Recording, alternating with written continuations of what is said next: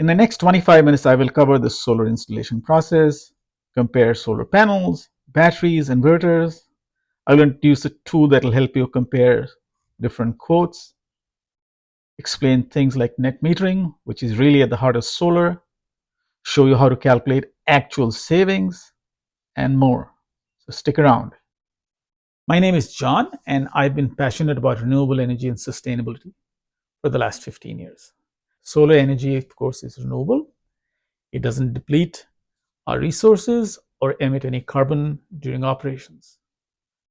Now, while the solar panels themselves are being produced, they do release some amount of emissions, but those are offset well within the first 2 years of their use.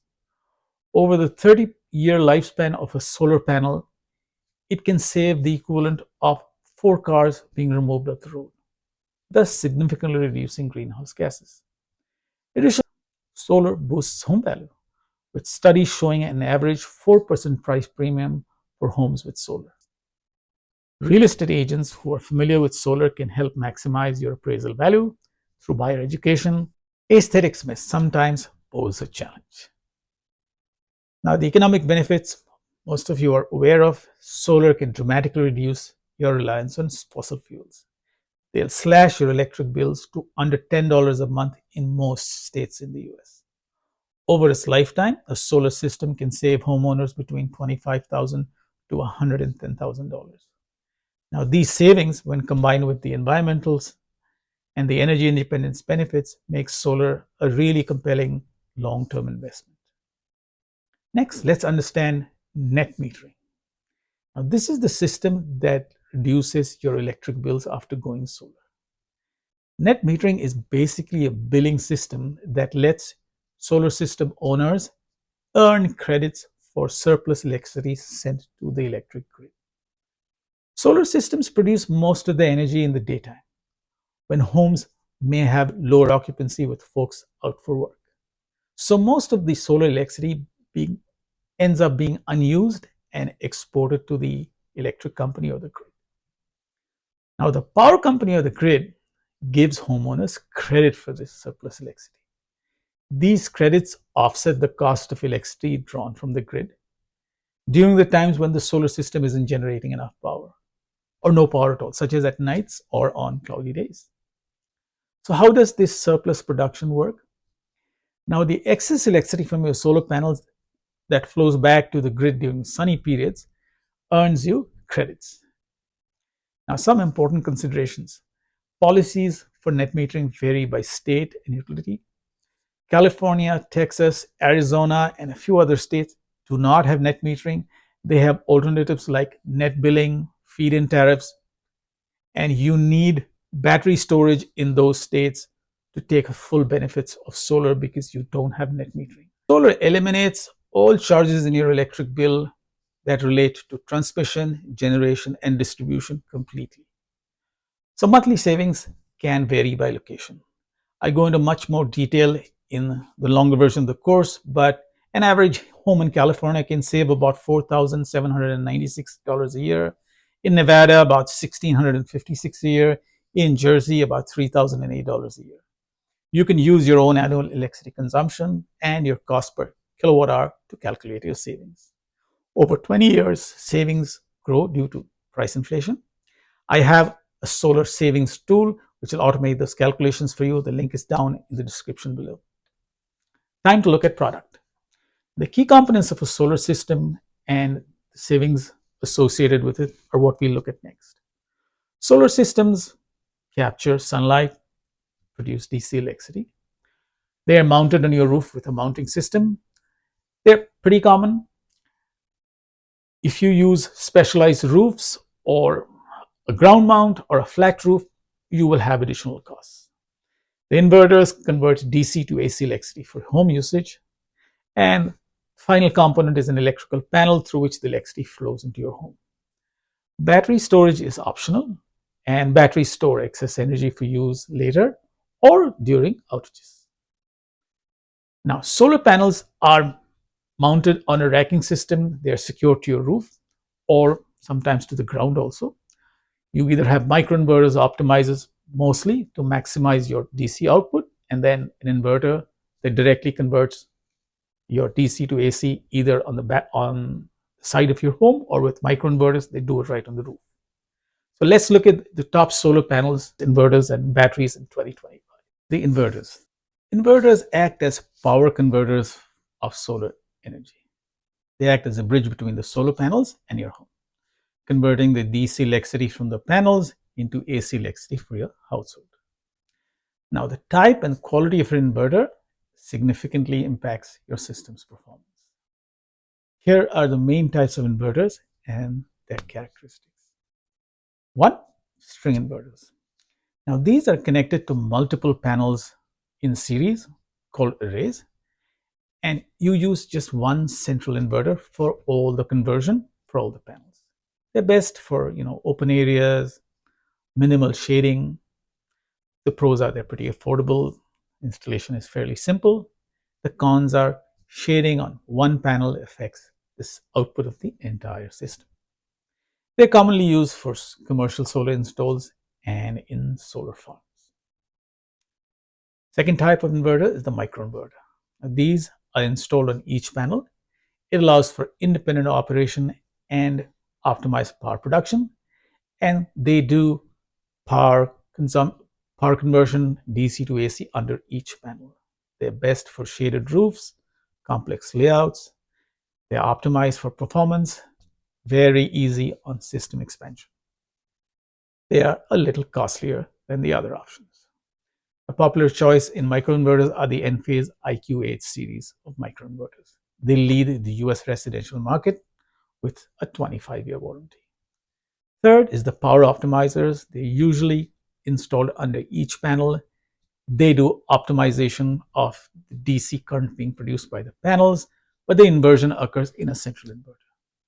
They're again good for moderate shading and for uneven panel layouts. Their pros are again panel level optimization, pretty cost effective, but the cons are they require a central inverter. Popular choice is the Solar Edge system with the Energy Hub inverter. Fourth are the hybrid inverters. These combine traditional inverter capabilities with battery storage. Now, these are best for systems where you are looking to add batteries to solar. The pros are, of course, it's an all-in-one solution, it's battery ready. The cons are it's definitely higher upfront cost because of the battery. Top picks today are the Tesla Powerwall 3, and you can get batteries with Solar Edge through the Energy Hub and from Enphase 2 with their 5P system. Both work well. Now, the key inverter features that you want to consider are efficiency. Models with efficiencies of 96% or higher ensure you have optimal energy conversion. The other issue is monitoring. Advanced systems like Enphase and Solar Edge provide app-based panel-level monitoring, which is great. Warranty ranges from 10 to 25 years, with top brands like Enphase and Solar Edge offering 25-year warranties. Finally, compatibility. Ensure that your inverter is compatible with the panels and the batteries that you choose. Let's look at the top inverters of 2025. Starting with the Enphase IQ8 series, the type is microinverters. Their efficiency is over 97%, 25 years of warranty, great for shaded and complex roofs, and a shade on the expensive side. Solar Edge HD Wave optimizers and inverters are a combination of string and optimizers, great efficiency at 99%, 12 to 25 years warranty, great for shaded and uneven panel layouts, similarly priced as Enphase. SMA Sunny Boy is a string inverter, 97% efficiency, 10 to 15 years of warranty, better for unshaded or simple system, definitely cheaper option. Fronius Primo, again string inverter, 96.7% efficiency, 10 to 20 year warranties, great for hotter climates, similar to the other string inverters in terms of pricing. Tesla Powerwall 3 is a hybrid option, 97.5% efficiency, a 10-year warranty because of the battery, only meant for Tesla Powerwall and Tesla systems on the expensive side. The Solar Edge Energy Hub is a hybrid string plus battery solution with 96% efficiency, 10 years of warranty, good for shaded roofs, as expensive as the Tesla Powerwall 3. The Enphase 5P battery solution built with microinverters, again 96% efficiency, a nice 15-year warranty, which is more than the others, and typically is as expensive as the Solar Edge and the Tesla Powerwall 3. Next, let's look at solar panels. Choosing the right solar panel is really crucial for long-term efficiency, durability, and cost effectiveness of your solar system. They are a 25-year plus investment. So looking at features like high energy output, warranties, and weather resilience really matter. Here are the features you need to evaluate. Efficiency. Higher efficiency panels like SunPower or the Maxion at 22.7% efficient are ideal for low roof space. Durability, you have the REC and the Panasonic panels, great in all kinds of weather conditions, very high efficiency too. Temperature coefficient shows how they perform during high heat. The top brands like REC and Maxion, they do much better in really hot climates. Warranty, usually most panels have a 25-year product warranty. Look at how much they have in terms of an energy warranty after 25 years. Some of the panels like REC and Panasonic even include a 25-year labor warranty, adding great extra value. So the top residential panels in 2025, if we look at comparing them, we'll start with the SunPower Maxion 3, 22.7% efficient, minus 0.27% per degree Celsius temperature coefficient. The smaller this number is, the better it is. They have a 25-year warranty, 92% performance guarantee. They're the most expensive of the lot.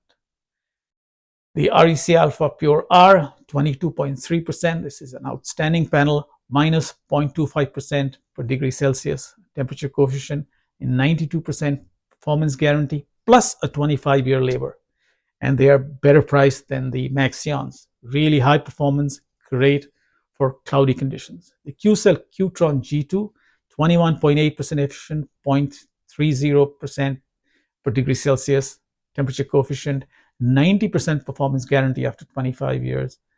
About as expensive as the REC, great for cold climates and performance. The Panasonic Everbolt, 22.2%, minus 0.24% per degree Celsius coefficient, 92% efficiency, and 25-year labor guarantee.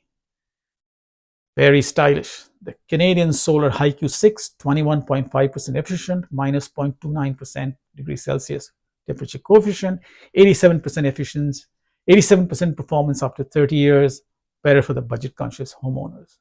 The Jinko Solar Eagle, 21.76% efficiency, minus 0.29% per degree Celsius temperature coefficient, 87% performance after 30 years. Again, slightly lower price, more affordable, great, reliable systems. So in terms of my recommendations, go with SunPower or REC if you're looking for high-end. For balanced performance, the QCell or the Panasonic are great choices. And for the budget conscious, the Canadian Solar or Jinko Solar provide excellent value. Let's look at batteries. Adding storage to your solar system. Batteries enhance your energy independence by storing excess solar energy for use during a power outage or at night. They're especially useful in regions without net metering or with time of use billing, TOU. Now, the top solar batteries of 2025 are the Tesla Powerwall 3. They are really built for the Tesla ecosystem, very efficient. The Enphase 5P, they pair really well with the Enphase IQ8 series of inverters. They offer fabulous energy management, and they integrate really well with their solar panels.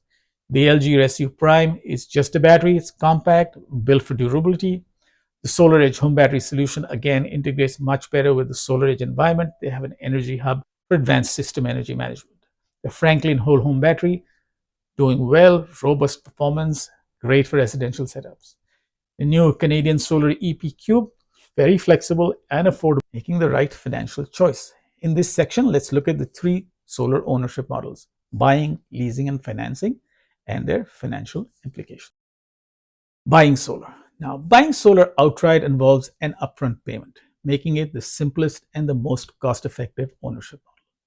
The process, including approval and installation, takes 2 to 4 months. Payments are typically broken down into 3 stages: $2,000 at sign-up, 60% at the start of construction, which is around a month after you sign up, and the balance upon installation and final approval after 2.5 to 3 months. Typical installation costs in 2025 after the 30% tax credit. If you're looking at an average $100 monthly bill, it could be from $13,650 to about $16,100. At $200 a month average, it'll be from $17,500 to $22,400.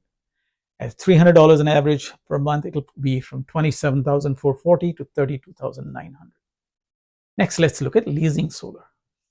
Leasing solar eliminates your upfront costs, making it an appealing option for homeowners. A lease typically involves a soft credit check and the required credit score of 650 or higher. Lease terms are usually 25 years and payments begin a month after installation.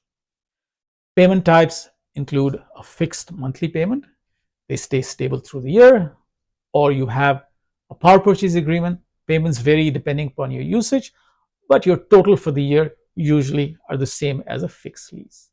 The benefits from the lease are, of course, immediate savings. Lease payments are typically 30 to 50% lower than your normal utility bills. You have no maintenance hassles. The solar company retains system ownership and is responsible for maintenance. This is particularly attractive in high electricity states. States like California, Jersey, Massachusetts, they offer excellent savings because the utility rates are so high and they also have good incentives. Now, some key considerations when you're looking at a lease: look carefully at the escalator clause. Most leases have an escalator of between 1.9 to 2.9% annually. Over time, this can actually negate savings if the rates surpass your utility costs. Look for leases with 0% escalators. They usually ensure long-term affordability. Financing allows the homeowner to own the solar system without upfront payments. So combines the benefits of ownership with the affordability of a monthly installment. Now, the loan types are two. There are high interest loans between 8 to 10%. Their principal amount is close to the cash price of the system. There's basically very little difference between the two. There are no prepayment penalties, and this makes it ideal for those who plan to pay it off early. Second type are the low interest loans from 2.9 to 4.9% or so. These have much higher principals because of dealer fees. They increase the system cost by 30 to 40%. You have lower monthly payments, but they're not so favorable if you're planning to do an early repayment because of the increased principal amount. So the benefits of ownership are incentives. You can claim the federal tax credit, you can claim any and all of the state incentives. No upfront cost. Banks pay the installer directly. You have long-term savings. Monthly payments for your solar loans are usually 50 to 60% lower than utility bills.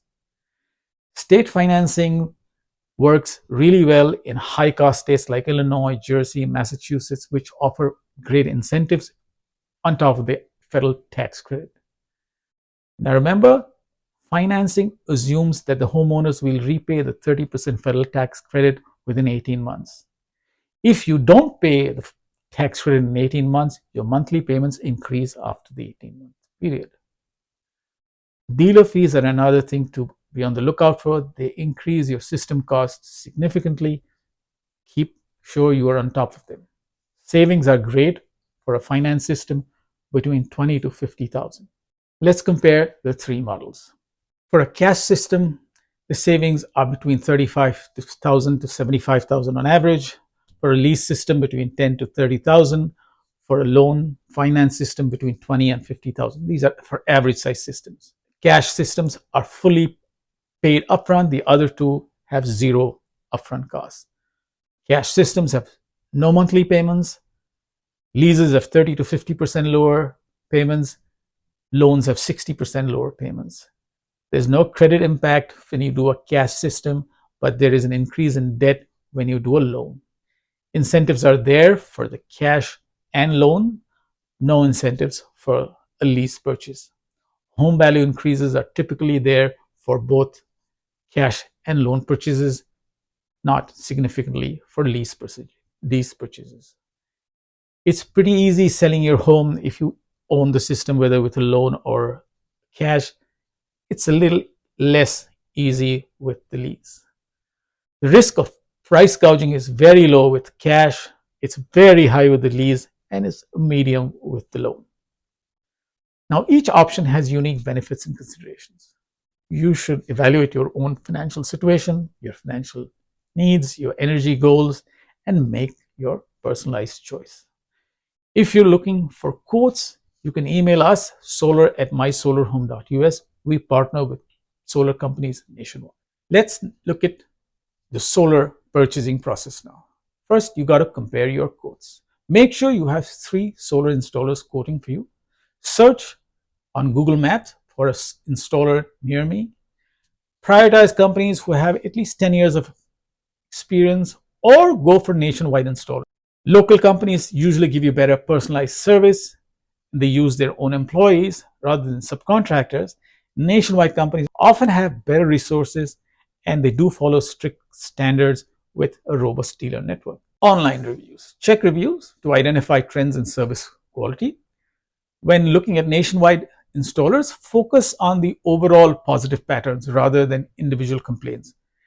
Because of scale, they tend to have a larger number of negative comments. Warranties, you're looking for 25-year warranties on the solar panels, at least 10 years on the inverters, labor and workmanship, at least 5 years on roof penetration.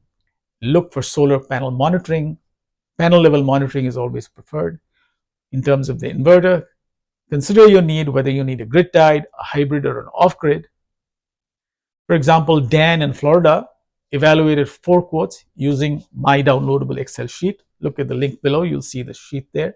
You can compare production, warranties, cost, and finally make a decision based on what you need. He chose the REC panels with the N-phase microinverters. That was what gave him the most value over the longer term. Now, when you're comparing pricing, make sure you're comparing costs for cash purchases, solar lease, and loans separately. Cash purchases use the price per watt metric. This gives you an apples to apples comparison across similarly sized systems. For example, Dan selected a quote offering high quality components at $2.80 per watt, balancing both his price and performance. When you're evaluating solar leases, evaluate the monthly payment. Also, the payment escalator, preferably 0%. And finally, the price per kilowatt hour. Ensure the total payments for your lease or PPA over 25 years aligns with your financial goals. Many lease providers like Sunrun or Sonova, they handle all the warranties and the maintenance, making a lease a low maintenance preferable option as long as your financial goals are met. Solar loans are great with terms from 5 years to 25 years. Assume that you will have to return that 30% federal tax credit within the first 18 months. Failure to do so will increase your payments significantly. Watch out for dealer fees. These increase the system's overall cost as compared to a cash purchase. So compare total loan costs, how many payments are going to be making over the time period when you're comparing different loans. Compare prepayment penalties. Usually none of them have that, and look for the best deal for your situation. Now, some red flags to avoid: hidden fees for permits or upgrades, which are not mentioned before, overly optimistic energy production claims, high pressure sales tactics, and undersized systems. When you're reviewing your contract, make sure once your installer is set that you have the correct make and model of panels, inverters, warranties. Make sure whatever you discussed is there in your contract. If it's a lease, a performance guarantee should be included. Understand your payment terms, especially if you're doing cash or if you're doing a loan. When do the loan payments start? Look for transferability. It should be easy to transfer ownership, whether you have a lease or a loan. Some negotiation tips when you're talking to installers: ask for a breakdown of dealer fees, especially if you're doing a loan. Try to request perks like free monitoring, extended workmanship warranties, With the contract signed, the focus shifts to preparing for installation. Here's what you should expect: permits and approvals. Your installer handles the permits and utility approvals. This can take several weeks. During this time, there will be a site inspection. Expect a visit to assess your roof, your electrical setup, and the shading on your roof. The typical timeline for a solar installation takes from between 2 to 3.5 months, depending on your system size. Now, ensuring a smooth process requires you maintain open communication with your installer at all times. There are a lot of documents which need to be signed. Be proactive, offer full access, and your process will go smoothly and fast. If you follow these steps, as a homeowner, you can confidently navigate the solar purchase process, whether you're going for a loan, lease, or a purchase, securing your maximum savings and long-term value. Make sure you do your due diligence, compare your panels, compare your inverters, and you'll make a good informed decision. Congratulations, you are now equipped to navigate the buying, leasing, or financing solar process like a pro. Don't forget to reach out to solar@mysolarhome.us for your free solar quote, and best of luck for